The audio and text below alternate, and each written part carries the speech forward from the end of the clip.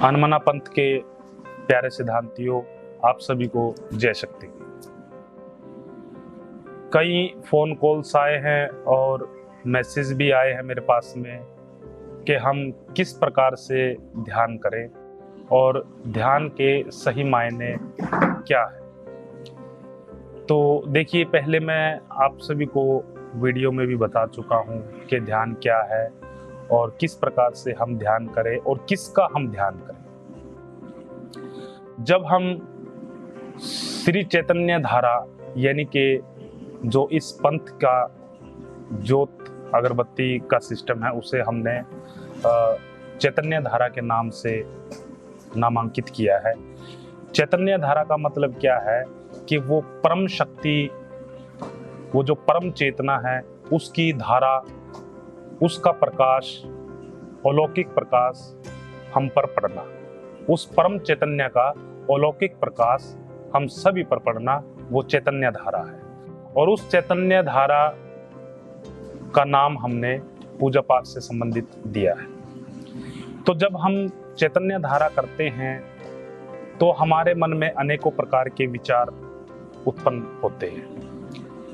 पूजा करते समय, पूजा पाठ करते समय भी हमारे मन में अनेकों प्रकार के विचार आते हैं। कोई अच्छा है, कोई बुरा है, कोई किसी प्रकार से आ रहा है, कोई किसी प्रकार से।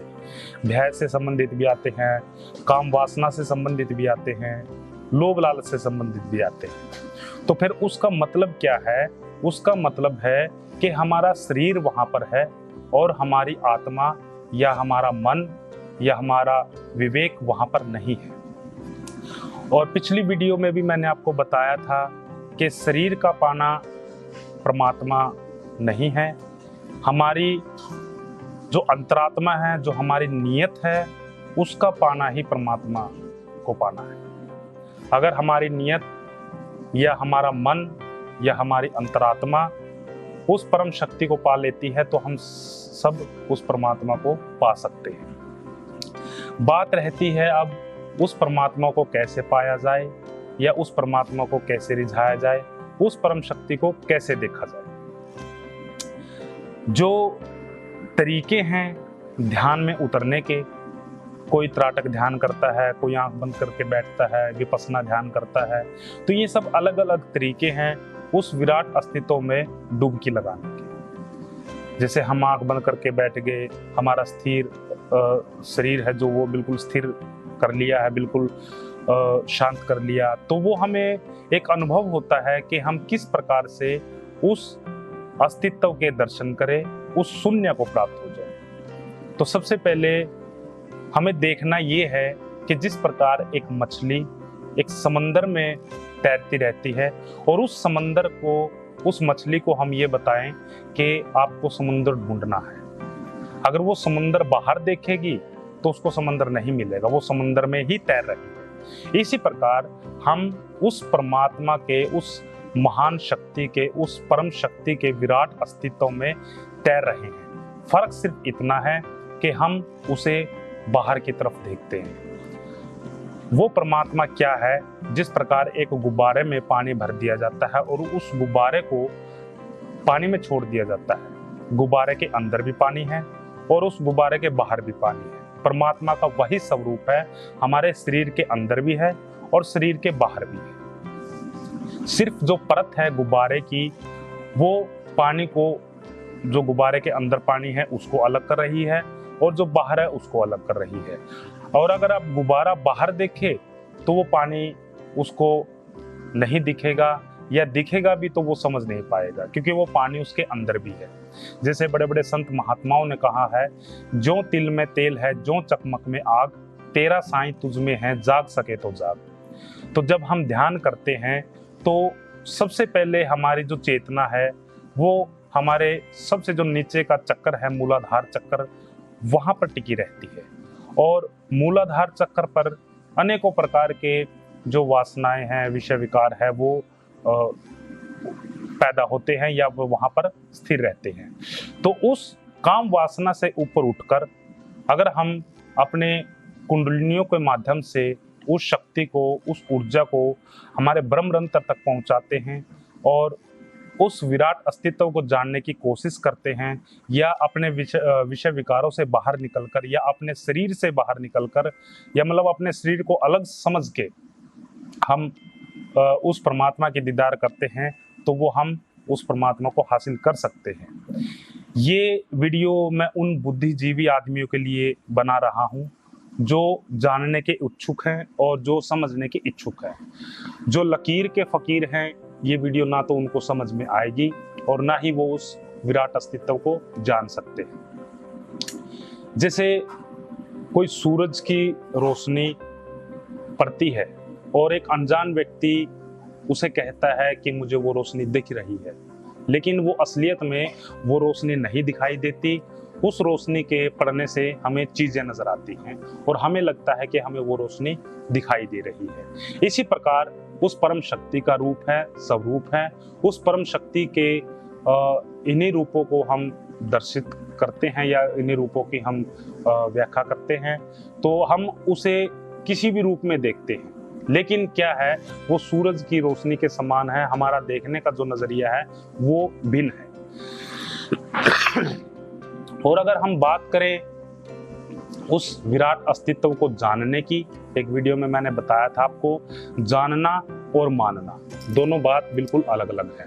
अगर हम मान के चलते हैं तो हम सिर्फ अपने सुख शांति ही ले सकते हैं, क्योंकि वो हमारे मन की प्रक्रियाएं हैं। एक बहुत पुराना गीत है, तोरा मन दर्पण कहलाए।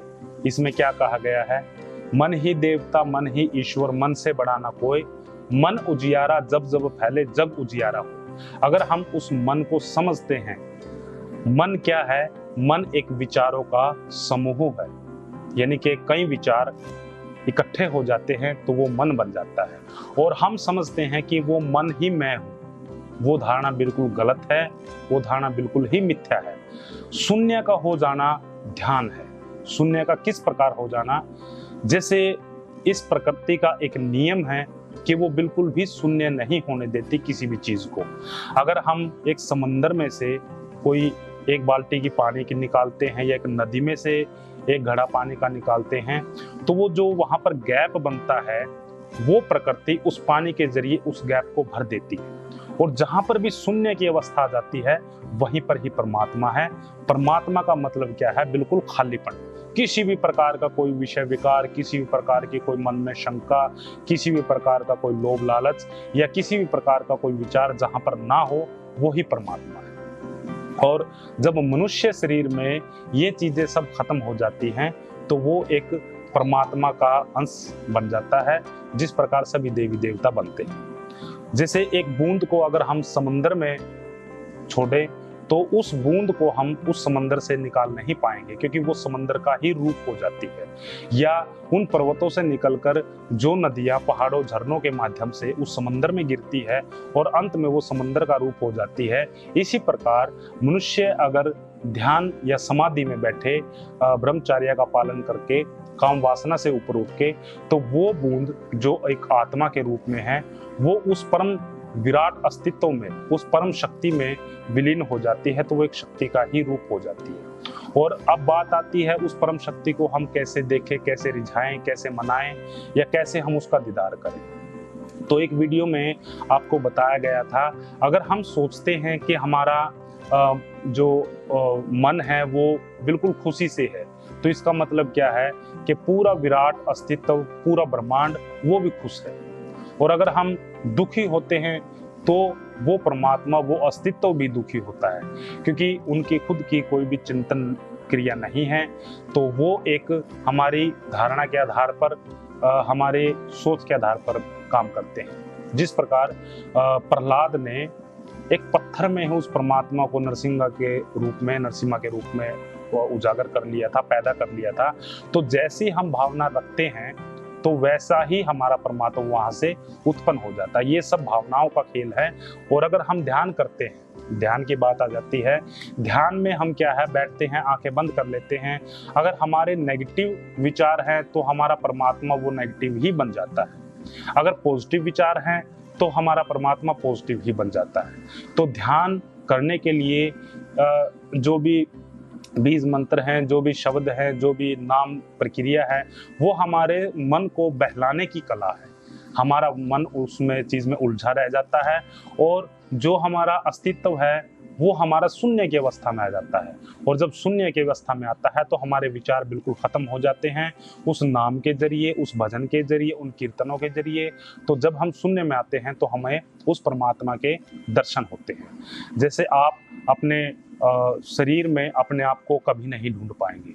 आपको आंख बंद करके देखोगे तो आपको खून भी नजर आ जाएगा, आपको हड्डियां भी नजर आएंगी, आपको अपना लीवर भी नजर आएगा, सब कुछ नजर आएगा, लेकिन आप अपने आप को वहां पर नहीं ढूंढ सकते। क्यों?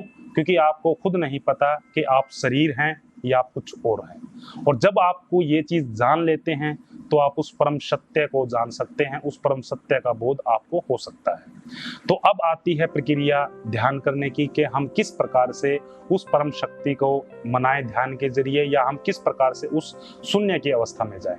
तो सबसे पहले आपको सबसे पहले स्थिर होकर बैठना है, बिल्कुल ढीले होकर बैठना है।